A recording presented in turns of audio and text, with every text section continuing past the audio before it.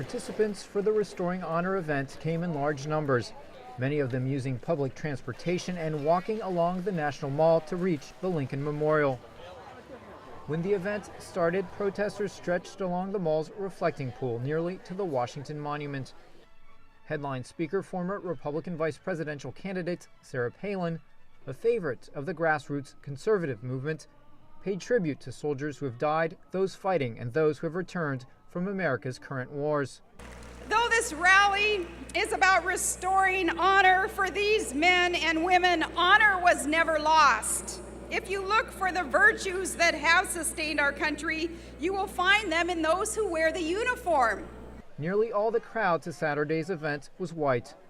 Many had T-shirts supporting different Tea Party organizations, a grassroots movement which opposes big government in non-military matters. Conservative television host and author Glenn Beck organized the rally and gave a call to action based on God, individual initiative, and national pride. Both speakers said they were honored to speak in the same place as Martin Luther King Jr. did in 1963. I have a dream. He was assassinated 5 years later after leading nonviolent protests for civil rights. But Beck's rally was not the only one laying claim to the Martin Luther King legacy. Justice! Why do we want it? Civil rights groups marched and sang in a rival event called Reclaim the Dream that took place at a local high school. Clifton Arrington led a group of marchers from the New Jersey-based rights group People's Organization for Progress. I was here in 1963 for the original march with Dr. King, and I just thought it was very important for us to show up today to support Dr. King's dream and all that needs to be done to continue that dream. He said the struggle for freedom, social justice, and racial equality still needed lots of work.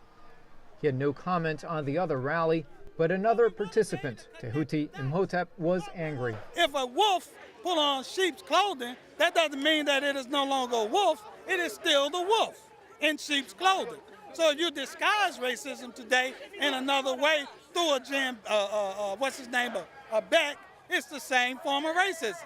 Many at the Reclaim the Dream rally felt the Tea Party movement started in opposition to Barack Obama, the first African-American U.S. president.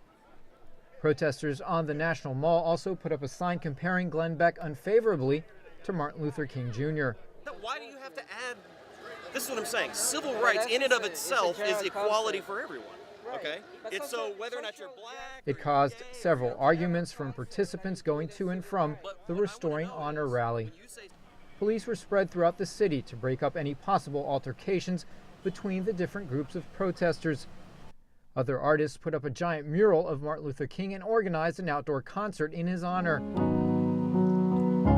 They said they felt his words of America standing together were being forgotten by many. Nico Columbus, VOA News, Washington.